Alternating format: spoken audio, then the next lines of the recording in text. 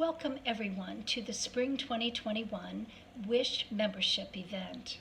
I'm Monica Lingenfelder with the Shepherd University Foundation. I'm so pleased to give a special welcome to each and every WISH member. Thank you so much for joining us.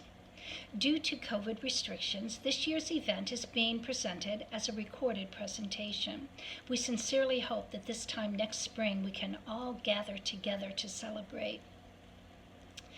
I would like to take a moment to recognize the members of our Advisory Leadership Committee. These are the women who answered the call from the Foundation in October 2013 to form a Women's Giving Circle.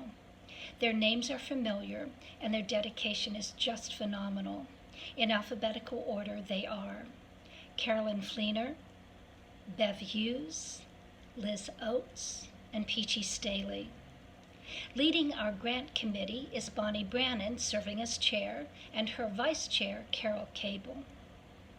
Under the leadership of Peachy Staley and Liz Oates, our membership efforts have been reorganized as the Member Journey team, with many women stepping up to take on new roles to help us expand our collective giving program. The complete list of committee members may be found on the WISH webpage at shepherduniversityfoundation.org. And of course, I must recognize the outstanding efforts of the Foundation's lead staff member with WISH, Meg Peterson, who is our Donor Relations Director. Thank you again for joining us. Today's presentation will include messages from our grant recipients and from members of our leadership advisory team. You will also hear from the Shepherd University President, Dr. Mary J.C. Hendricks, who is a WISH member and a Shepherd alumna. She will be presenting a very special, newly created philanthropic award. It is my great honor to introduce President Mary J.C. Hendricks. I am delighted for the opportunity to share this remarkable evening with you in a safe virtual setting with the hope of returning to normal very soon. I offer a special welcome and expression of gratitude to those WISH members who are watching this evening. You are dedicated volunteers and generous donors who are investing in our students and in the regional nonprofit community. You are providing new opportunities for positive changes through informed philanthropy. The WISH Giving Circle grants continue to make a significant impact on all of us. I am thrilled that we will be hearing from the 2021 recipients this evening. In a year where uncertainty and hardships were a dominating trend, WISH was able to ease the burden for 2 Shepherd entities and 3 of our community nonprofit partners. Thank you for your role in providing this critical support.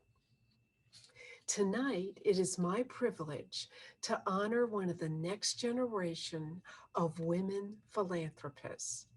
The Courage to Inspire, Strength to Empower Award was created to recognize a student who, through her meaningful philanthropic work on and off our campus, embodies the commitment of WISH to impact and enhance the Shepherd community. I am so pleased to announce that Danielle Stevenson has been selected as the first recipient of this distinguished award. Danielle has served both Shepherd and her local community in extraordinary ways. Since her time as an undergraduate student in 2016, she has raised over $2,000 for Children's Miracle Network hospitals and has traveled over 1,000 miles to educate West Virginia youth on the drug epidemic through her self-created innovative program called Too Smart to Start.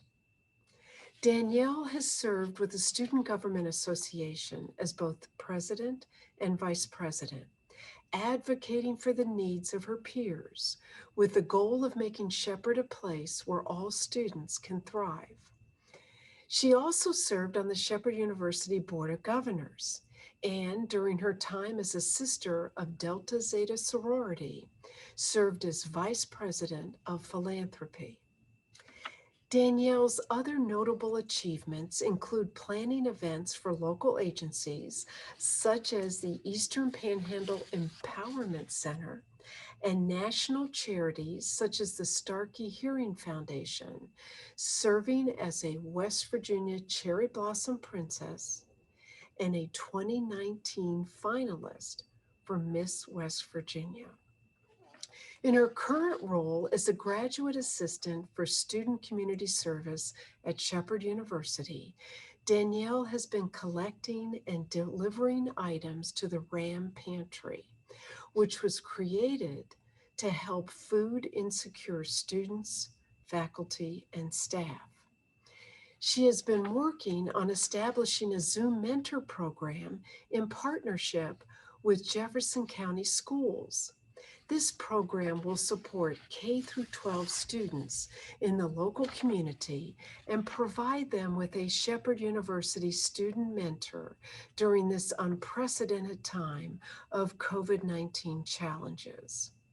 Most recently, Danielle has been promoting her newest and creative initiative entitled Give Through Volunteerism, which aims to bring volunteer activities directly to West Virginia residents. Danielle's dedication to her community is admirable, and it is evident that she embodies the Shepherd tradition of service is our norm, not our exception. Congratulations, Danielle. We are so proud of you. Thank you.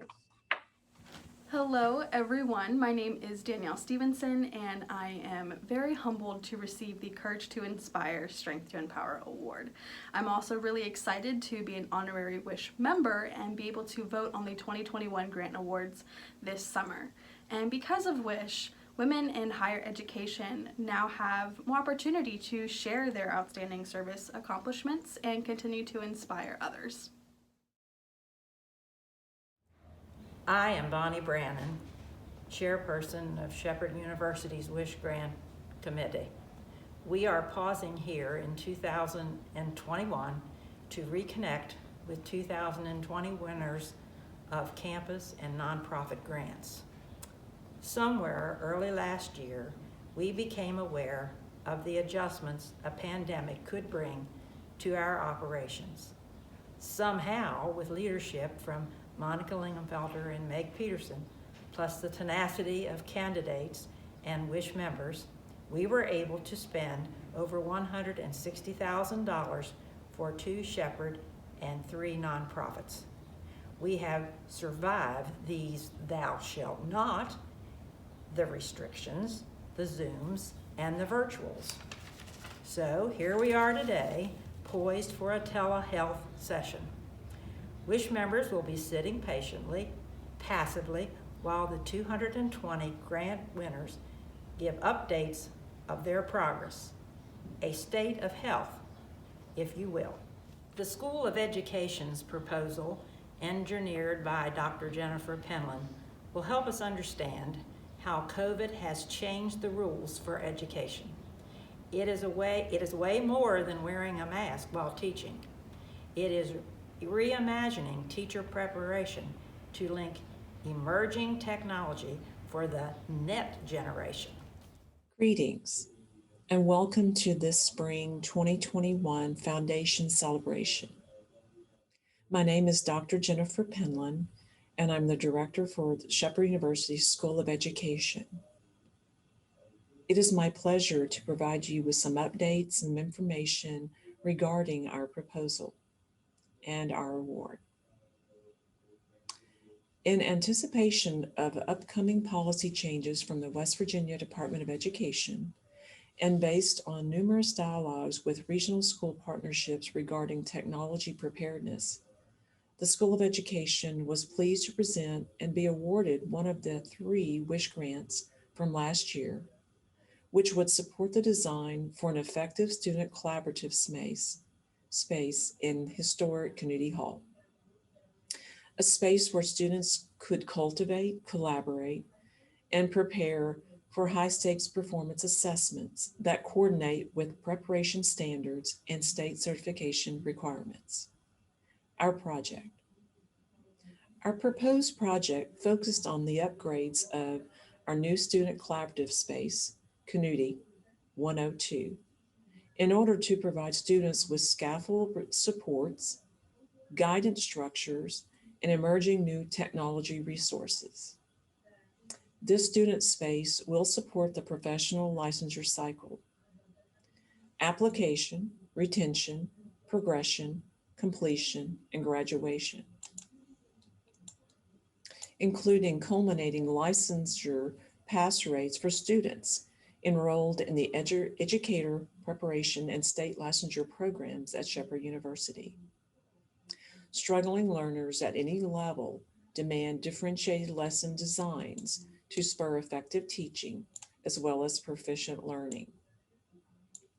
This student collaborative space design will provide innovative opportunities for students to develop as self-directed learners seeking out successful specialization resources.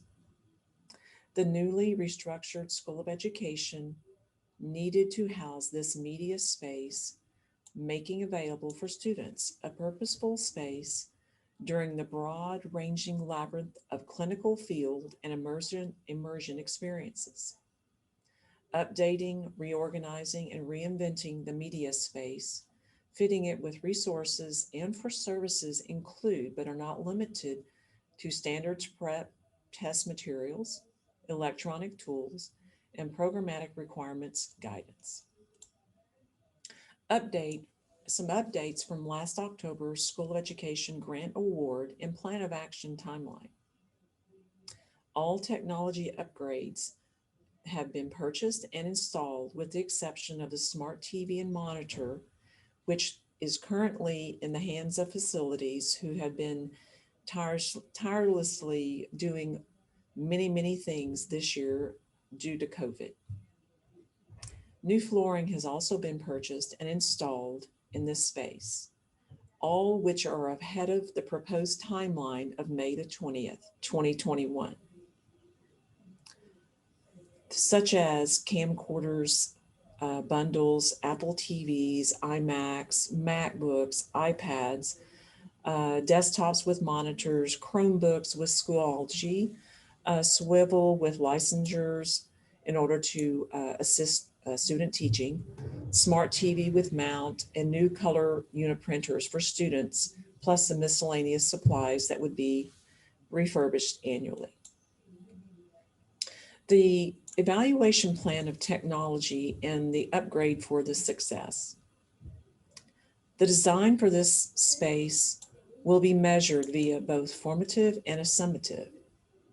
The formative evaluation will monitor the utilization of the School of Education's space by maintaining a daily register of students entering this student space. The collection of data will be compiled and completed by an assistant from the EDUC 390 Experiential Learning course. The initial component will be the assessment of student unit plans, reflecting upon the incorporation of technology in this new space.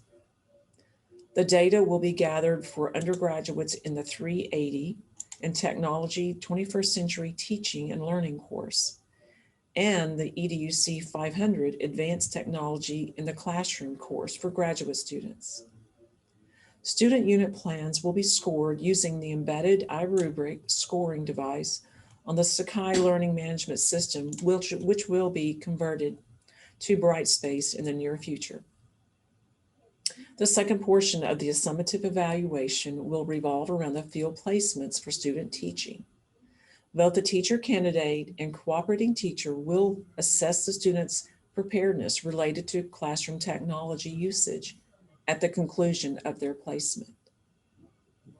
I want to thank you kindly for this opportunity to provide the School of Education's WISH grant updates and our sincerest appreciation for this funding, which we'll demonstrate in the near future. Thank you. The chemistry department, led by Jacqueline Cole, PhD, has been in charge of the WISH proposal, updating lab equipment to allow for STEM students' advancement. With $35,375 for the WISH grant, from the WISH grant, her team has been replacing 20 to 40-year-old items that have been, in the words of COVID, disinfected, cleaned, lo these many years. Let's hear what new services will be needing cleaning post-pandemic. Hi, WISH members. This is Dr. Jackie Cole over here in chemistry, and I just want to highlight one of the items that we use the WISH monies for today. So first I want to say that the chemistry department is eternally thankful for your funding for these projects. These are going to benefit all of our general chemistry students as well as our organic chemistry students, and that's the bulk of our students. That spans both chemistry and biology majors. And then this instrument in particular is going to help out not only with general chemistry, they'll be able to use this, but also biochemistry and physical chemistry both uses the UV spec for a variety of reasons. So a couple cool features about this. This is a research grade instrument. So instead of the students learning on just a small handheld, which we will also have, but a small handheld device, they can actually use a research grade instrument, which is going to be a little bit more comparable to what they're going to use whenever they go into the actual field. This is actually an Android operating system, so it's all touchscreen, so it's very similar to a small iPad or Android tablet or a big phone. So it's right in that region, so you can actually drag and drop and expand things. Saving, you can save natively to this. There's also a USB to be able to remove it. And then there's also the ability to add a printer on there, which the department has a printer to use for it. Whenever we're going to store this, there's this nice little button here, and this folds up to be safely tucked away. And then there's this nice hood that goes over top of it to protect it from dust. So it's really a nice instrument. And they thought of a lot of the different features. So this one also has a really good two options here. So this is held in magnetically, so it recognizes what particular tray is in at any given time. This is the single source. So this is a single where you can just look at a single sample. So most of our students do this one, but especially for our biochemistry students and our research students, this is a rotating one where you can actually put 8 different samples in, and you can program the instrument and it will actually swivel it and take measurements. That's kind of cool because it takes those measurements through all of these different holes that's been designed with. So once I click that in there, it'll recognize it as that particular system. So it just gives you a small idea of what's going on here. And I really hope that next year we'll all be back in person and I can actually bring some of the handheld ones to the reception and let everybody at WISH play around with them. Thank you so much for everything. And as always, we appreciate you and all the work that you're doing. Bye. Here today to introduce firsthand this extraordinary proposal from Virginia is Greg Masucci with the Farm Less Ordinary. He will be showing how WISH funding is providing payroll for young disabled workers or growers who are learning farming skills. COVID's crisis of isolation, don't congregate, no more than 25% occupancy has not been new territory for these adolescents. Let's hear about this program, how its goals rise above restrictions. Hi, my name is Greg Masucci, and I'm the co-founder of A Farm Less Ordinary. A Farm Less Ordinary is a 501c3 nonprofit whose mission is to provide employment and training opportunities for adults with developmental and or intellectual disabilities. And we are the proud recipients of the 2020 WISH Foundation grant, which is going to enable us to employ a lot more people and for a longer period of time over the next 3 years. We're really excited about this. In fact, we have a membership model for food delivery where people give us a lump sum of money at the beginning of the year and entitles them to a box of fresh vegetables once a week during our growing season. And this year we're going to extend our growing season partially as a result of this grant. And this means that we'll be able to employ people longer. And I think one thing that is interesting that we've learned from COVID, the average person has learned something from COVID that a lot of our employees have unfortunately known much of their lives. Many times people who are not in the employment picture end up socially isolated. And since most of us have spent a lot of time in sort of relative isolation socially due to COVID, I think you can understand how that could be not the best thing to keep a healthy mind and body. And so we're really even more excited to get people out, get them out of their house, get them into a social atmosphere. Even though we maintain our social distancing, we get to do farming outside. It's considered an essential business, so we were lucky enough to be able to still work last year, unlike many other people. And for many of our people, this is the only social opportunity they really have.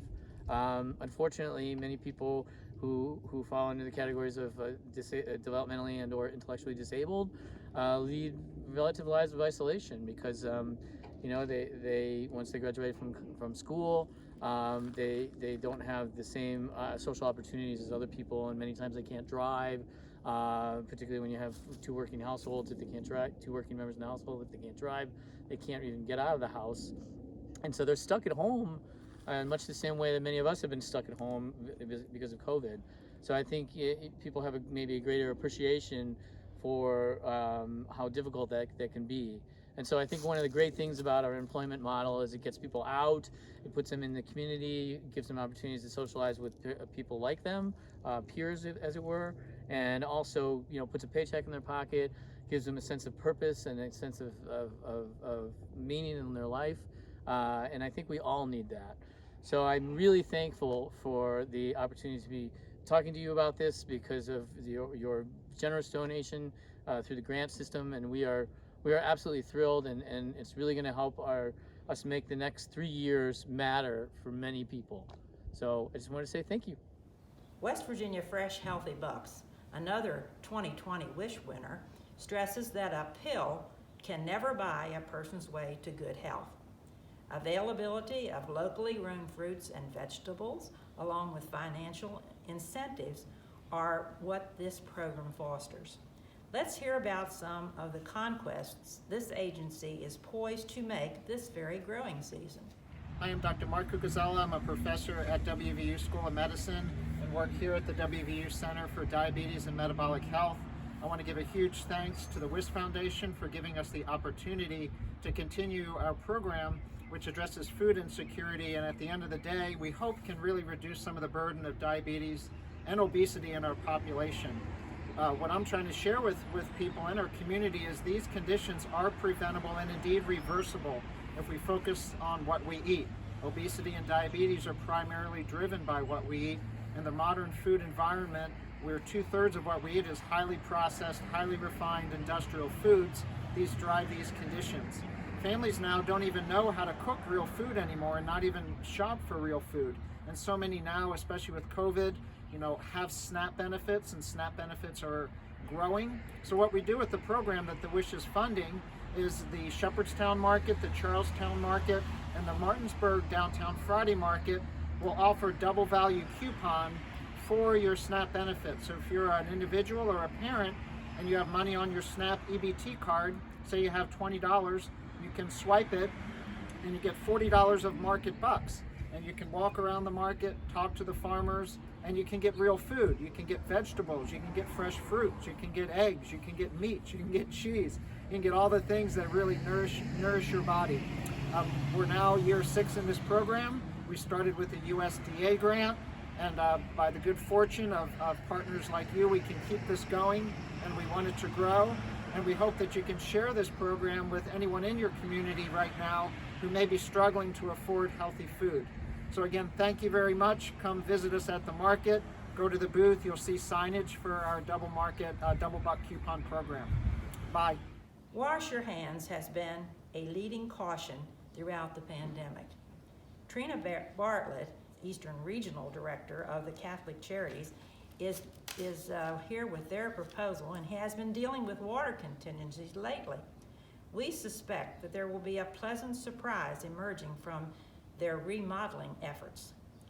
Heretofore, a load of laundry could affect water capacity for showering. In the new configuration, the laundry's use of water will not drain the showering operations. So listen to Trina explain about their progress with the renovation and with helping clients to capture a sense of independence.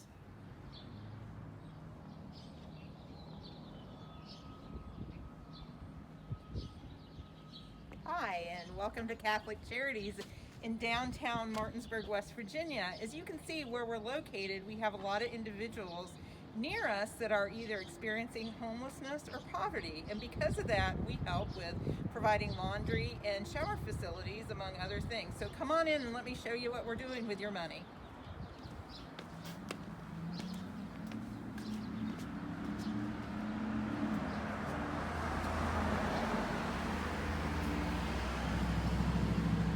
Right now, our laundry and shower facilities are located upstairs, and as you can see, it's a big staircase with a curve to go up.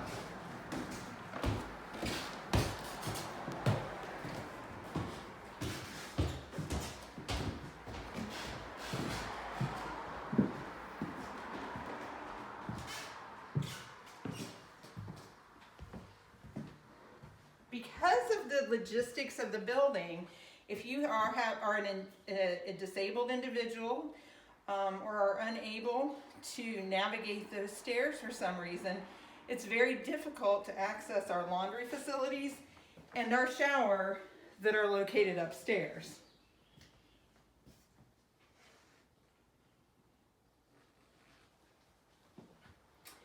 So thanks to the WISH grant, we are going to be able to renovate the bathrooms that are downstairs in our building to let anyone who needs them have access to them. So come and meet our case manager, Kat Hagedorn, who will tell you a little bit about some of the people that we serve.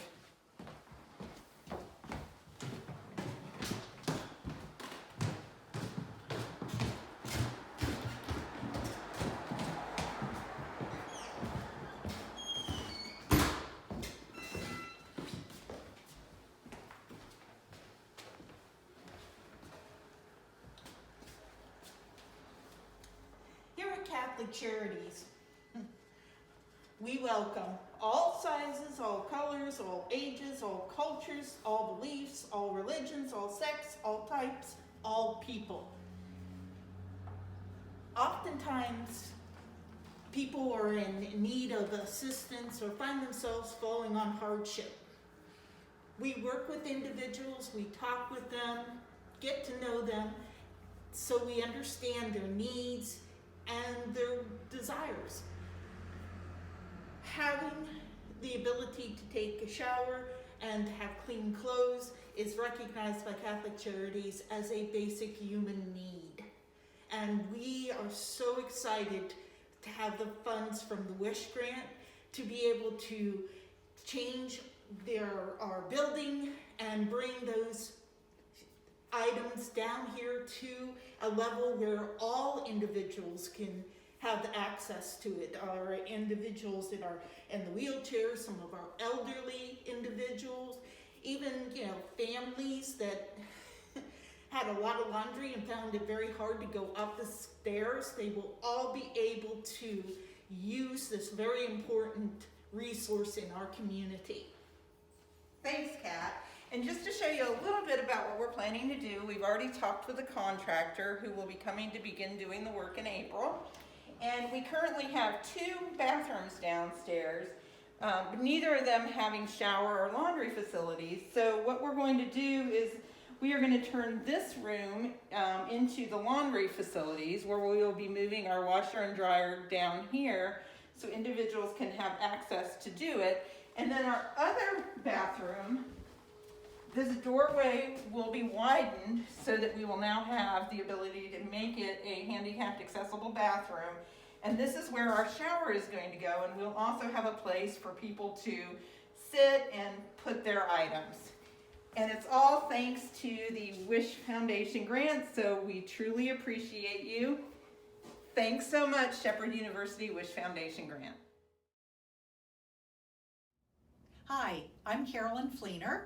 And I'm Beverly Hughes. And we're members of the Wish Advisory Team. We'd also like to acknowledge 2 other members of our team, Liz Oates, who is our numbers girl, and also Peachy Staley. Peachy has had to step away from her Wish responsibilities due to a family obligation, but she has been an integral part of this journey. As crazy as things have been this past year, we have lots of positives to share with you. Little did we know 8 years ago when we began this journey that we would proudly and boldly, I might add, be able to display this goal for everyone to see, $1 million in 9 years. The growth of our membership has been a leading indicator of our Wish impact. Throughout years 1 to 6, our membership grew every year, primarily through socials. But with COVID in 2020, we were unable to have any socials, which changed our priority for member retention. To give you a recap from 2020, we finished the year with 250 members. 247 of those were members who renewed, and we also had 3 new members. That resulted in a grants awards pool for this year of $125,000. Our membership goal for this year is 260 members, and we are at 105 right now, and maybe a few more by today. We have already had 1 person rejoin, and we have 1 memorial membership. We're 40% of the way toward that 260 goal, and at this moment we have the same amount of money in our grant pool that we would have had as a total grant back in 2015. So we're almost there, but we need your help. We would really like you to consider moving forward with your membership, either through a monthly membership, which Meg will be happy to set up, or consider your full contribution. It helps us to know ahead where we are. I always think back to that very first year when on December the 31st, we were anxious to see what our membership looked like. Thankfully, we haven't had to do that so much in these last few years, and it's good to know that we're meeting our goal and what hard work we have to do to get to that 260 for this year. I'd also like to take the time to thank our grant membership team and the member journey team.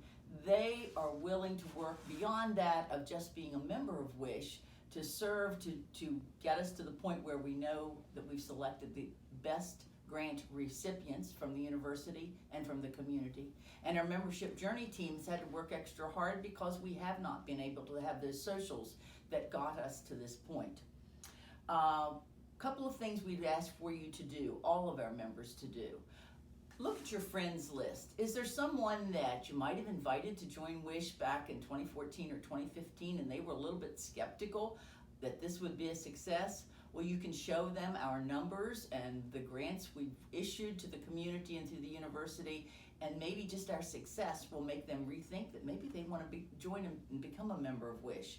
The other option is to look at your friends list, maybe some younger friends you have that you wouldn't have thought of before. But we really are dependent on people asking their friends because we can't have those socials this year again, and we do want to continue to grow our membership.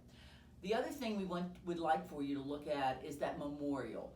I know you've had a man or a woman in your life that maybe has been a mentor or a dear friend, and if you would consider a memorial to them. It's a non-voting membership, but it certainly contributes to our grant pool.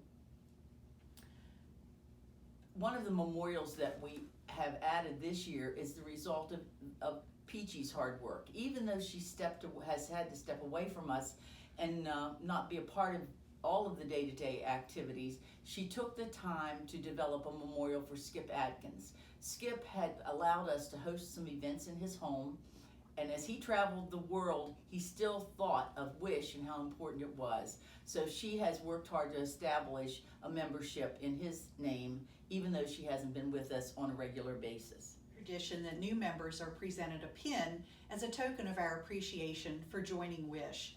We had 3 new members in 2020, Marty Beard, Connie Morris, and Michelle Sudduth. And since we're unable to award these pins in person, as we usually would have done, we'll be mailing these out to you ladies. So be looking for those in the mail. If you find a friend that you think is interested in WISH but would maybe need some help with more information, one of the members of the advisory committee will be happy to provide you with that information. Maybe you want to set up a time to have lunch, whatever is appropriate at this time to help that friend make a decision about WISH. Hopefully we will see you on September 19th. Maybe we'll all be in person to celebrate the presentation of all of the grant awards.